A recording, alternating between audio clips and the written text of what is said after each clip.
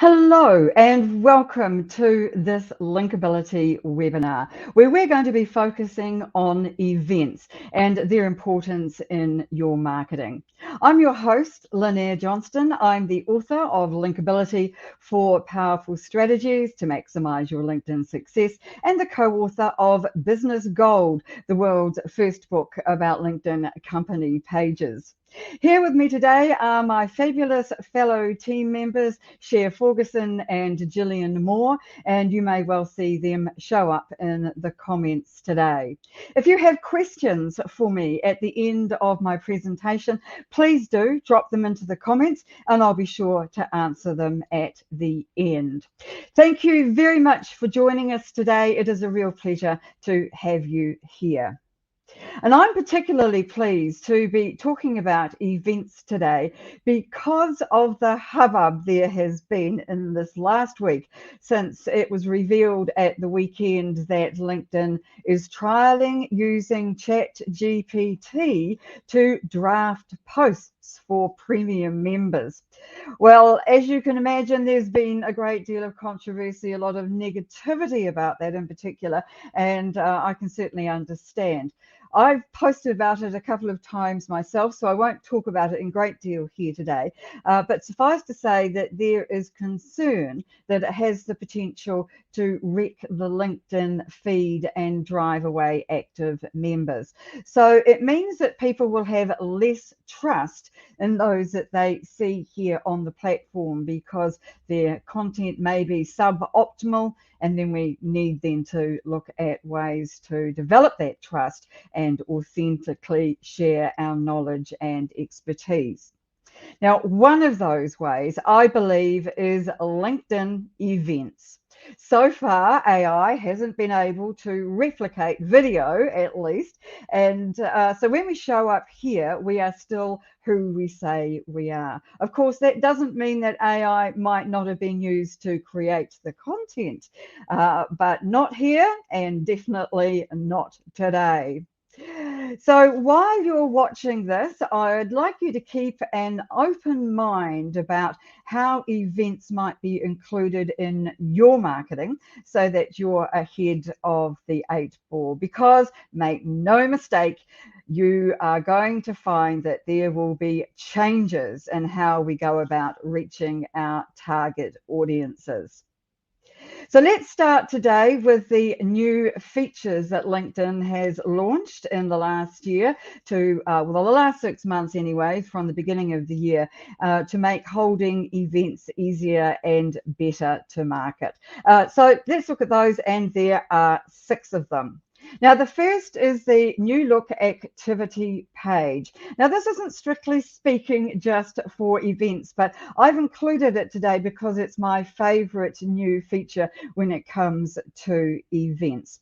Now, as you'll have known, the difficulty with events is they're very hard to find on someone's profile. Now, they're easy to find on a company page because there's a dedicated events tab and there's a URL for it and it's easy to spot it. But on people's profiles, it is really difficult. And I found that so annoying right from the beginning when we started doing these events, these LinkedIn Lives and also the LinkedIn audio events. So with the new activity page, it has its own tab. It sits there under the More menu, just tucked in right in underneath here, but it does have events and it shows up with all your previous events and your future events, both audio and also LinkedIn live events such as this one. So I think that that's a really good move from LinkedIn, and I see this as a huge step forward for events.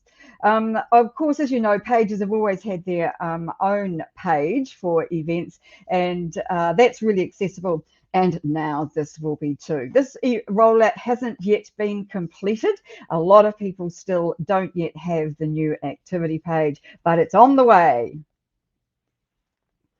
Our next new feature also makes events more visible, even better. It's a column-headed other events for you. And this sits on the right of an upcoming event and also on replays. So what you see here is based on what the algorithm perceives that you have as your preferences. It's also based a bit on your previous activity. So it may not be terribly useful. It may be really good once it gets its eye in about what it is that you want to see and what kind of events you actually go to. Sometimes I found that they're a bit wildly outside what's any great use, but we will just see if that settles down. So the key to this, of course, to making this useful is having your own event show up here. And of course, that's very hard to control. The Live Connected tab arrived earlier, and you may even have this on your screen right now. Let me show you what it is. It's this little red button right here, just in the bottom there. And what that does is that it allows you to be working on and moving around LinkedIn while also being part of the event. So it's on the bottom, it's on the right there, and when you click it, it will take you back to the event if you're doing something else. So if you have this feature, as I say, you may even be able to see it today. Audio events for company pages have finally shown up. They weren't available when audio events were first launched, but they're here now. And I think that's a great move for companies. So they can now run audio events, and I see that as a huge opportunity to reach audiences you might not otherwise be able to find. Of course, the elephant in the room with this is that they still can't be recorded as part of the event for replays. And that, I think, seriously reduces their usefulness. So whether LinkedIn intends to fix this or not, I really don't know, couldn't say, but it's such an off-putting aspect of those that I can't imagine that they won't do that at some point. Next up is the waiting room. So when you go to an event that's about to start, you're never quite sure you're in the right place, are you? But this is going to solve that. So, of course, in our events, we start a timer, a countdown at a minute to the hour. So anybody who shows up early does see the countdown. But if you are at an event that doesn't do that, you will see, or you should see, a waiting room, a pre-live waiting room where you can just pop in there and you know that you're in the right place to watch the event that you have come for. And the final of these new features for events so far this year is the event share button. Now, this is another great way to promote your events. The share button is on an audio event and a LinkedIn Live, and it allows you to invite people to the event, post on the feed, that's in posting the event itself on the feed, or sending it in a message to someone that you know might be interested, as well as copy the link or share the event on Twitter or Facebook. The fact that there have been 6 new features relating solely to events this year is hugely positive, I think. Mind you, there have been more than 85 in total, so that's not a really huge percentage, is it? But even so, I do hope that they'll make them more attractive to a larger number of people to both watch and to hold. So let's turn our attention now to the advantages of holding events in terms of our marketing. First of all, not many people have yet got on board in any organised fashion, so there's a huge untapped potential here. And if you begin holding events now, you'll be well established with a strong audience, so that even if events become flooded, there's so many of them, you'll still have your head well and truly above water. Events, I believe, reach a different audience. Some people like to read, some people like to watch video, some share their ideas artistically, not me, and some are better off in front of an audience. And so until now, though, they had to appear on camera if they were to tap into such an audience. But now you don't. With audio events, you can sit behind a microphone, even in your pajamas if you want. I do do that either, if that's what you choose. So I think that is great because you can build a new audience through these. Events can build relationships too, by putting a face or a voice to a name. We tend to positively respond to people that we know or think we know, and having a front person for your business helps build a bridge between the organization and the audience or potential clients. It's one reason it makes no sense for CEOs and C-suite people to not do LinkedIn properly, but they don't. But I do believe that events can build relationships. Now, wider dispersal of information can educate your audience on what you offer, how you help, and the problems that you solve. With lives, you can display the information visually, and with audio, we can talk about what it is that you want people to know, and they can also join in and talk about the things that they want to know too. LinkedIn events are now much easier to market and promote. We've already seen a couple of those ways in the new features, and we'll talk a bit more about this. But attendees receive reminders a couple of hours out from the event, and when events go live, connections and followers receive a notification in the bottom left of their screen. There is now too a section called Online Events for You on the My Network page. And it's sometimes called audio events for you as well. The idea is to be featured here so that those who don't know about your event will spot it and register. There's a wide variety of events that show up here. And again, this will be algorithm based. And so it should be showing you ones that it thinks that you want to see. You'd like to hope. I'd like to share with you why I think events are something we should all be strongly considering adding to our marketing mix, and specifically here on LinkedIn. First, interaction. LinkedIn is all about building connections and developing relationships. But with posts, articles, and newsletter, the communication is largely one way. Some people can comment on what we publish, and they do, but it's not the same as being able in real time via lives and comments to ask questions, to make comments, or to speak with people holding audio events. So people want to be heard, and events greatly increases opportunities for that to happen.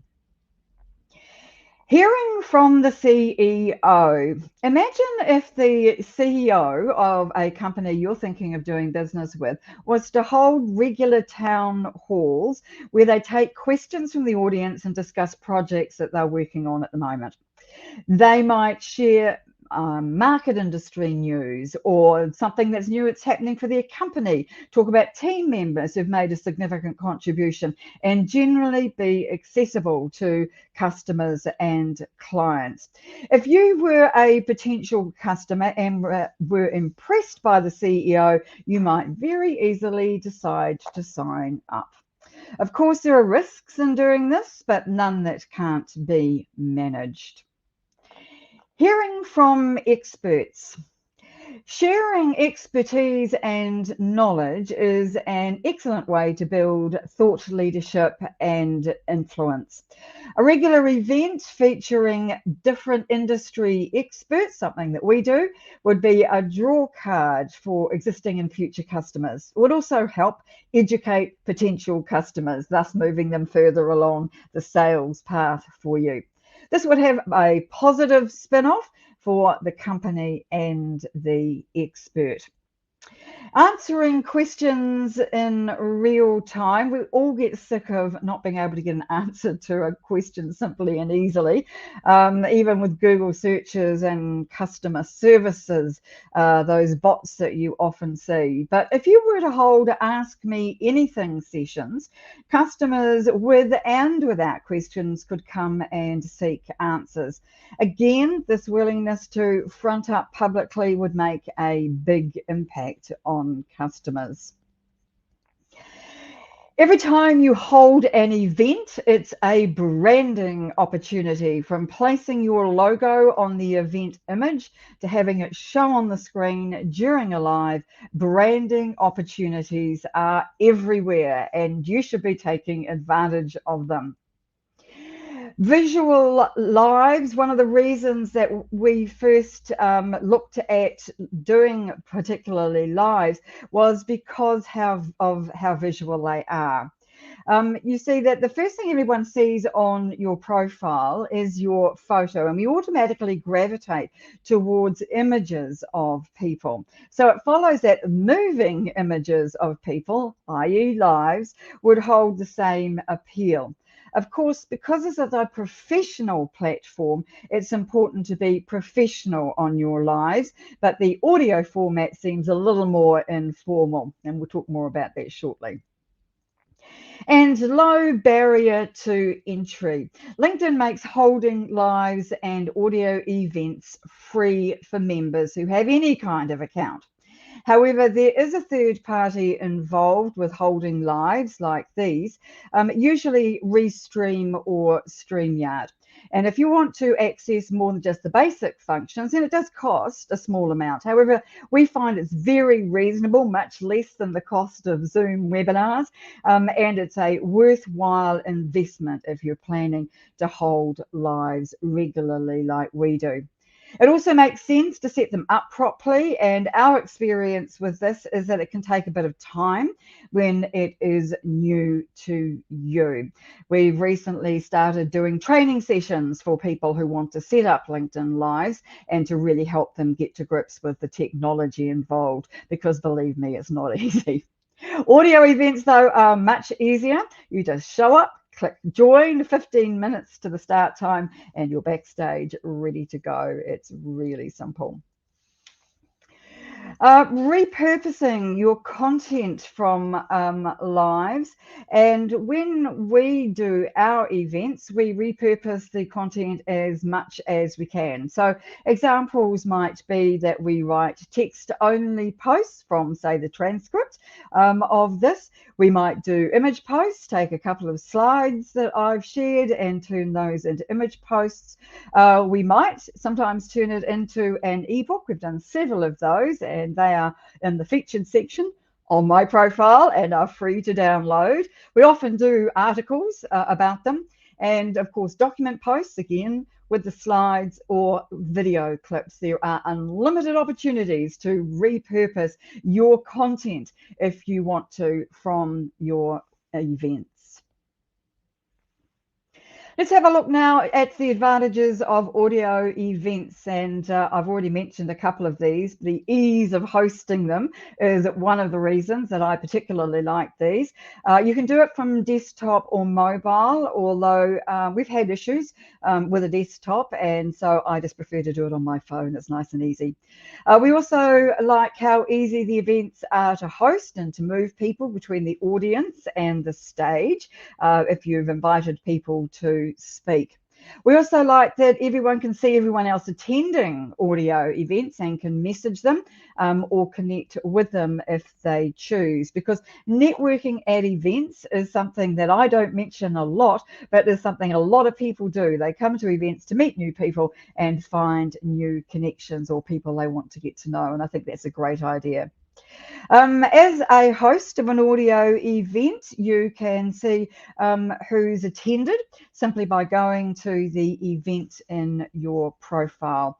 We're finding the numbers on audio events are gradually going up, but we get a lot of repeat business on those. People come back again and again, which is great. We do those on a Thursday fortnight, so this time again next week. You can set up your speakers for audio events in advance, so they appear on the event promo, but also add speakers during the event, as I've mentioned. But as a host, or as the host, you have control over the mute. So anyone who steps out of line, you can just instantly mute them, and you're still in full control. Now, with audio events, there are a couple of downsides. Again, I've already mentioned the fact that there is no replay because it is not recorded. And if you record it yourself, I haven't quite mastered this. I do record it on Zoom, but Zoom can only hear me because I wear headphones when I'm recording it or running it, of course. And so it can only hear my words, not anyone else's. That may be why there is no recording feature, because it might be a privacy issue. There's also no direct interaction on audio events like there is in the comment section on these lives, but we found a way around that. What we do is I also have it on my screen. I have my laptop open and I look at the event on my screen and I can see the comments. So if someone puts up a comment into the event, then I can see it there and I can respond. Oh, a link to audio events. This is where we put all our audio events, and you can go there and see what we've got coming up. Now, LinkedIn Lives, we've been doing these longer than we've been doing audio events because audio events are newer, of course. So our experience with these is greater. But we really like them for a number of reasons. We love them because they're visual. And there's a lot that you can do to make them look good. You can change the way the screen is laid out. So I don't have to appear right on the left. I can appear in the bottom or not at all, or all around the place. So if you are speaking without slides, then you can take up the entire screen.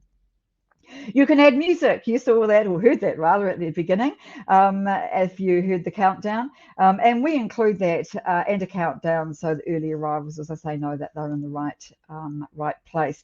And we go out with a short video one too, which just finishes it off very nicely with a few details of what we have got coming up. And we prepare both of these in advance. As you know, it's possible to ask questions and leave comments on lives, and these stay with the event even afterwards on the replay. Now, sometimes this can get a bit fiddly because the comments don't necessarily show exactly when I am talking about the particular topic. There can be a bit of a delay, and so that's because there is this third party in between. That's another reason why we have people at the back end, so they can respond to those comments as they see them showing up, which, as I say, may not be in real time or matching what I'm talking about. As I say, that you can't yet have comments on audio events. Prior to us moving to lives, when a webinar was over, we had to go through the fiddly process of making the event available as a replay. And of course, there were no captions either. But with the lives, the captions appear throughout the event, although you can turn them off, and then they remain with the replay afterwards. Now, if you don't want to see them while watching this, just simply go to the CC button on the bottom right of your screen and switch them off. Because they're machine generated, they're not as accurate as I would like, but they are better than having nothing at all. When you set up your events on your LinkedIn company page, they sit there in perpetuity, and you can share the event link or the page link with others, and then they can see all your past and all your future events just in one place. One more thing that we like about lives is that easy to display questions from the comments on the screen, and then run a ticker tape along the bottom with relevant links or other information you want people to know about. And you'll have seen that happening already during this event. Now, there are some downsides of lives, unfortunately, and you do need a third-party broadcaster. Restream or StreamYard, as I have said, are the two that we know about. But they're also best run with a third person or an extra person anyway, apart from your presenter, so that they can deal with comments and keep an eye on things at the back end. The difficulty finding finding them, we think, has been largely resolved with the new activity page, but even so, a lot of people still don't have that yet, and so that can still remain a bit of an issue. There is a workaround that we use for these, or a couple really, and the first is that you can put it on your profile as the live link when you have creator mode turned on. Now, let me just show you. It just sits in here.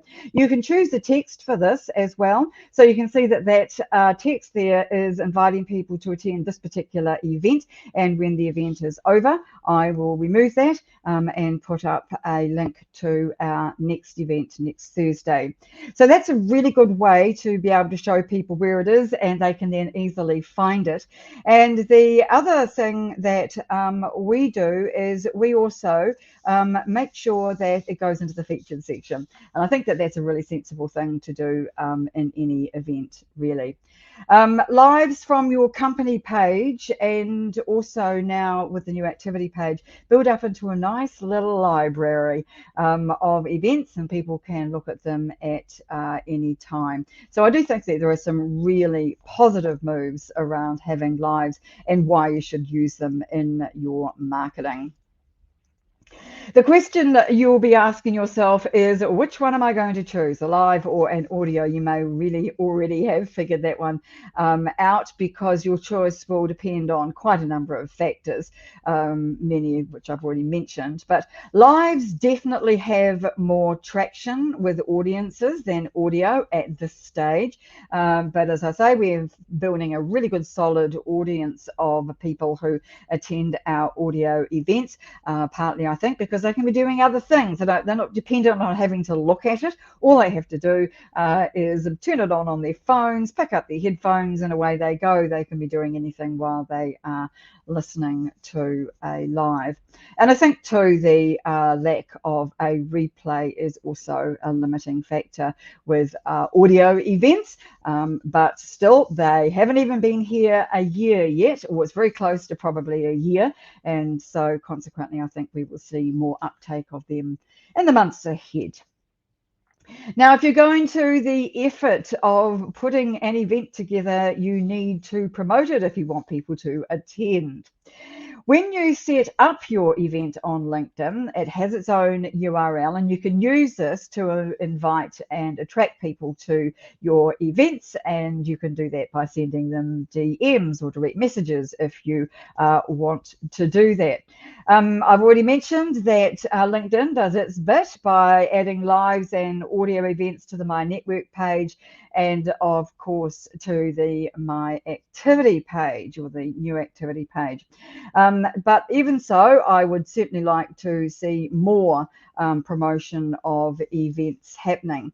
And we've been doing these in a number of ways. We add them to our featured section.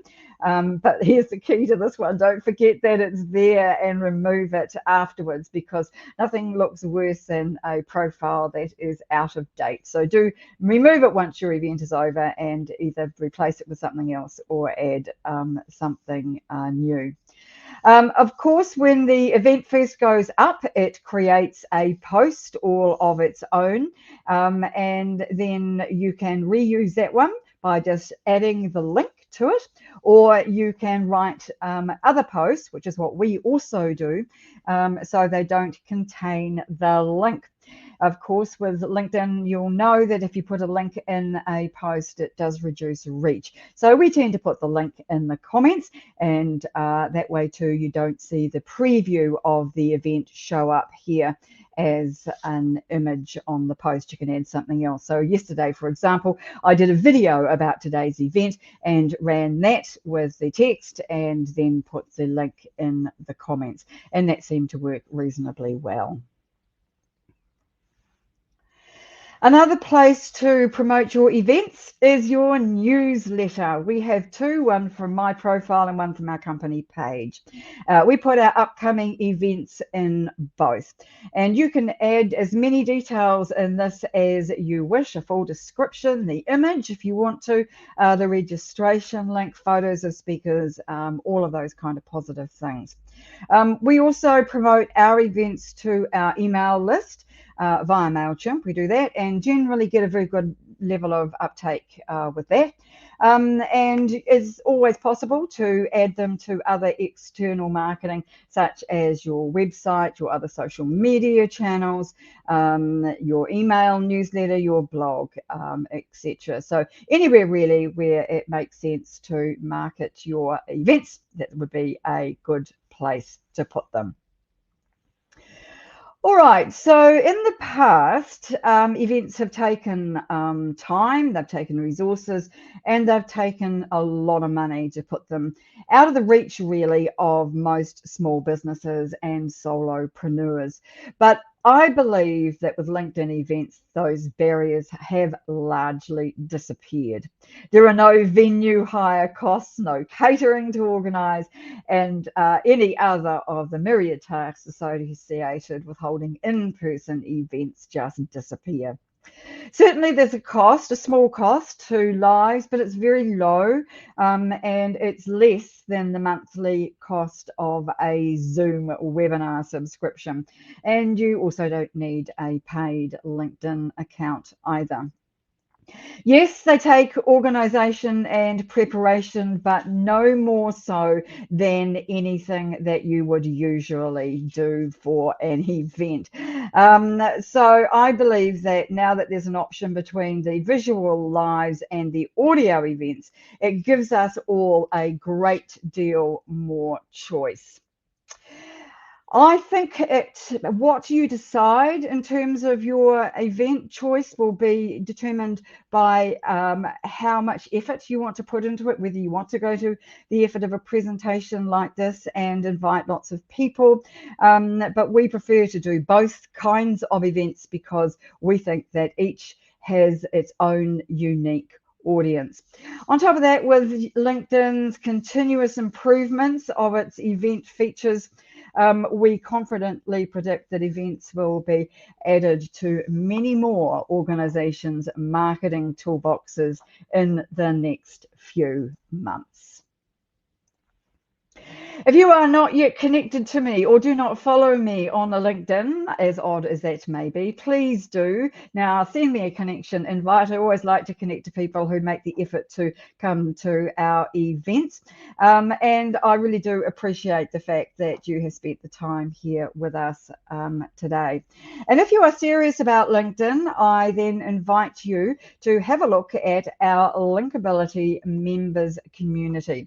This is for people who are serious about LinkedIn and want a way to learn about the platform at their own pace, and in the company of others doing the same. And you can have free for 7 days access to our site at the link on the screen. So please do take a look at that. And we've got a wealth of content there. It's all focusing on how to leverage the power of LinkedIn to achieve your professional goals. So please do take a look if you're interested in getting better results on LinkedIn. And now let's have a look and see what questions we've got from people here on our event today. And let me just take off the event. The presentation, we don't need that anymore. Now I'm going to add this comment here from my team member, Cher, so that you can just see what she is suggesting here about appearing or coming to a LinkedIn Live. Because what we find is that people show up in the comments, but not as themselves. And so consequently, we don't know who they are. So what you need to do is to make sure that you head over to the settings menu and look at the visibility section to check that you are making yourself visible and through third parties such as StreamYard or Restream. And that will then mean that you would turn up here at an event like this as yourself, and we can then see who you are and thank you in person for taking the time to attend today. Now, we're really pleased that so many of you have been here today and been active in the comments, and it is really pleasing to know that there is so much interest in LinkedIn events, both lives and audio events. Now then, I'm going to sign off today, but just to let you know that next week we have on May the 18th, that's Thursday if you're in the Southern Hemisphere, the 17th if you're in the Northern, our next audio event. And I'm going to be talking at that about this new move by LinkedIn to trial ChatGPT authored posts. I think there's going to be a lot of interest in that particular development. The following week, again on Thursday, this is May the 26th, we'll be back here with a LinkedIn Live with Michelle J. Raymond, who's the co-author on our book Business Gold, to do with LinkedIn company pages. So thank you very much indeed for joining us today. It's been an absolute pleasure to have you with us. And thank you. We will see you on the next one. Bye for now.